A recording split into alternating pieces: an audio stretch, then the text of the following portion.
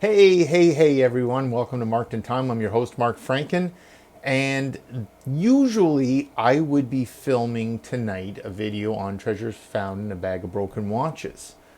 But I don't have a bag of broken watches because I couldn't find any. I think I must have scoured all of Nova Scotia for every value village. Okay, that's an exaggeration. It's not like I went to Sydney, Nova Scotia for a value village, but I didn't come across any bags, and my regular sources didn't come up with any bags.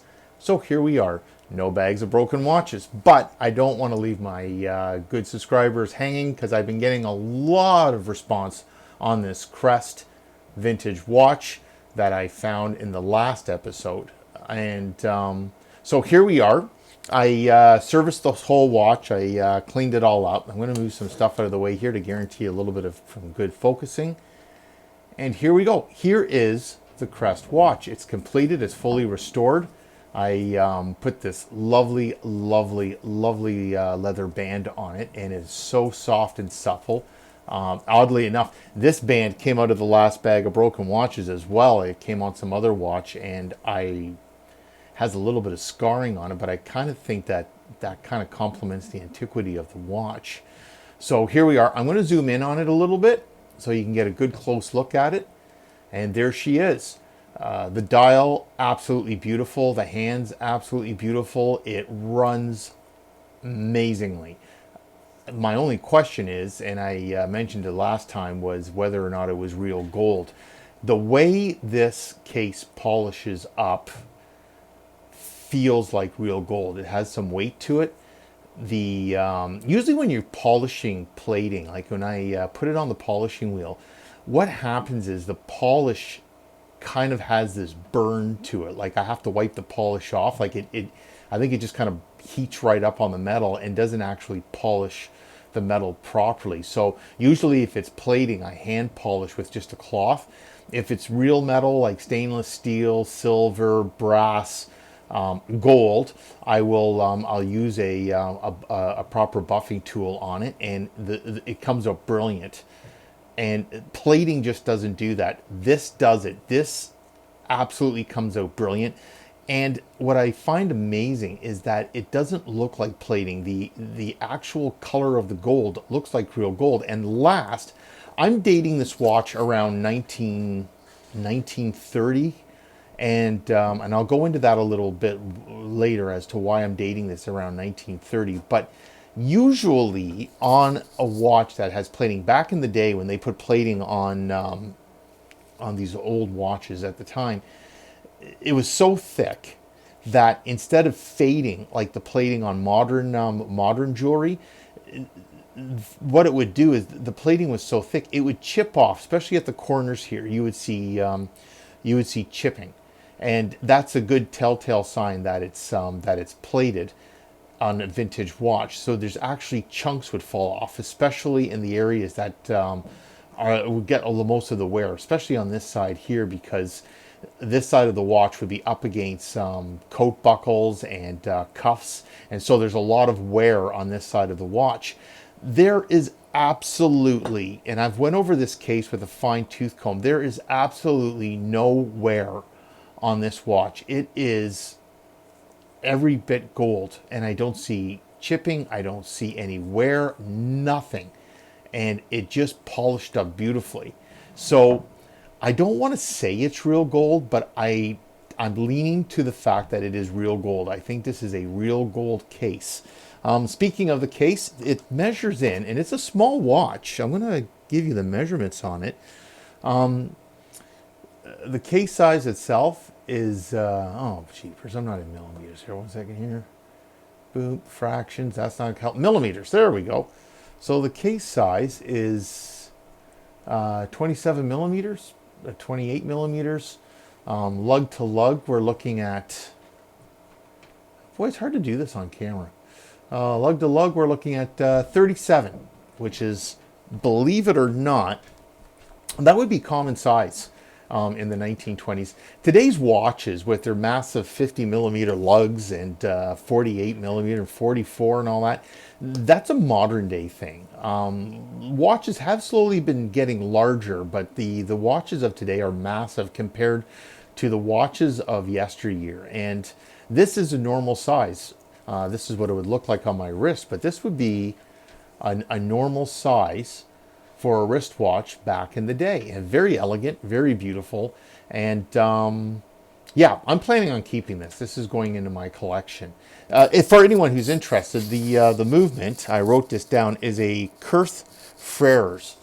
I'm terrible with names, so I would have never remembered that. And according to one of my subscribers, it later on, Kurth Freres became Certina, which is a watch brand or a watch movement a lot of people know. All I know about what I've researched was that Kurth Freres was brothers, and they started their company in 1888, but they didn't build movements right away. What they built were parts for movements, and then they went on later on to build the actual movement itself. And that's why I'm dating this at around between 1920 and 1930, because the style of this movement would have been one of their introductory type movements back in the day. So that's why I'm dating this around 1920, 1930. I can't find anything really similar. The name Crest, the other thing I can basically found out as far as information comes, if you've heard of People Jewelers, People Jewelers used to, you know what, with Burks, I know a lot of my people have heard of Burks, where you have Burks watches. Well, this is kind of the same deal, but with People's. And now the name was a little bit different back then. People's was in the name, but it's basically, it was a People's jewelry watch, and the name brand that they brought in was Crest. But besides the history, I think this watch is absolutely gorgeous. I love it. It is going into my collection. And yeah, this is something to be enjoyed. Funny little story already. I was, my wife and I went out away for the weekend. And I was going to bring this with me and wear it to dinner. And I thought, just my luck, it'd probably get damaged and I wouldn't have anything for the video to show tonight. So I decided not to wear it. I decided to leave it in my watch collection. And it's, this watch is going to end up being a trailer princess in the car world, where you have it, but it never leaves the box. But anyways, so that's the Crest. The other one that I was working on, the other vintage watch, is the Ideal watch. Now, this is the case, not the watch. I got the case cleaned up a little bit. A lot of work still needs to be done to it. This basically was plated, and the plating came off. So this is just the brass. And the brass is, I just polished up quite a bit, and I put a new crystal in it, and the movement, I'm going to put a rubber glove on to handle the movement, because the movement is, although not cleaned, I don't like handling movements. I'm going to blow into my glove here for a sec. I don't like handling movements with bare hands, and the reason being is getting oils and all that on the movement is never a good thing. But here's the movement to this watch, and it's an let me get this out of the way here so it focuses properly. And so yeah, it's a PUW 60, and if you watch my video of the case opening on this, you would remember me pointing out that it's missing a couple of parts here. It's missing the jewel caps, which I find really fascinating. So there was a jewel cap here, and there was a jewel cap over here. And on the other side, let me try to do this with one hand, because I got to be careful because the balance wheel is still on this. There's missing a jewel cap here as well. So I have lots of jewel caps. It's a matter of just kind of fitting it in. I think this watch needs to be cleaned and oiled. But mechanically speaking, it's all in one piece, other than the missing jewel caps. But again, I have all the parts for that. But that's that's a PUW 60 movement, and I'm going to show you the dial, because I did a little bit of work on the dial on this one.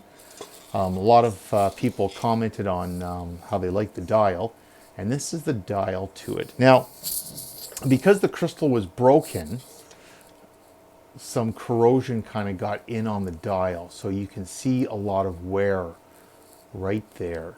And I'm kind of hoping that once I get it behind the crystal and it's all put together, that's not going to be as noticeable. But because the crystal broke roughly around in this section, and then this area here really got, the elements got to it. So this dial has a little bit of wear to it, but all in all, I still think it's quite a stunning dial. And with that red second hand, it's going to look absolutely beautiful when it's finished. I'm really excited to see what this looks like when it's done. But that's that watch. And last but not least, going from vintage to ultra modern, is my Ampario Armani. Now, if you remember, this one came out of a bag of broken watches quite a while ago, and it came, if you follow the channel, came with this really ugly rubberized band. And I'm not talking like a G-Shock type rubber band. I'm talking a metal band, this style, but it had a rubber coating on it. And it was absolutely atrocious. I hated it and I threw it out. And so I ordered this band. It has a weird lug width of 23 millimeters. But I ordered this band with the butterfly clasp. But my only complaint about this band, or bracelet rather, is I ordered it with a brushed finish. And what I was trying to match was, you can see here there's a brush finish on the top end of the case, and then a polish finish on the side. And what I wanted to get is the band I actually, or the bracelet I actually ordered, was brushed in the center and then glossy on the edges. So it is what it is. This is what I got. I'm still pretty happy with it. I like the black on the on this watch, so I'm pretty happy with this one. But to sum everything up, again, the treasure that came out of the last bag of watches was definitely this one here, this vintage piece. Absolutely stunning. I love it. And yeah, so there you go. I really hope you liked this video. If you enjoy this content, please like and subscribe. I did get a couple of more subscribers, so I'm really happy about that. And thank you very much, and I'll see you in the next video.